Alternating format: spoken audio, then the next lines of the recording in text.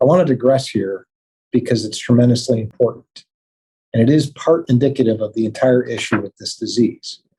Once I discovered it, it was like I uncovered the best kept secret, even in the medical community. It's just not well known enough or popular enough, or doesn't sound cool enough, and is so often missed, especially the early signs.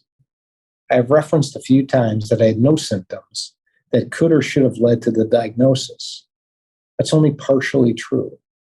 What I really mean to say is that I had no heart symptoms that would directly lead to searching for a heart condition ultimately relating to amyloidosis. But as I later learned, I had hallmark precursors to forecasting my amyloidosis years and years prior to the diagnosis. Where were all those curious minds then?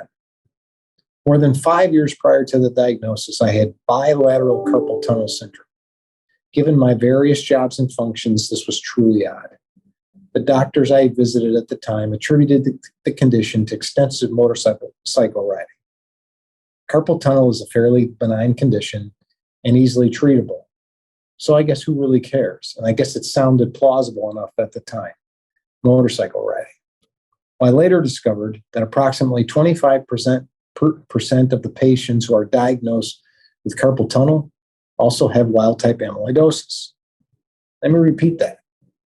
Approximately 25% of patients who are diagnosed with carpal tunnel also have wild-type amyloidosis. This, of course, does not mean that every person who has carpal tunnel has wild-type amyloidosis, but it certainly means that a high incidence of people who have wild-type amyloidosis also had carpal tunnel.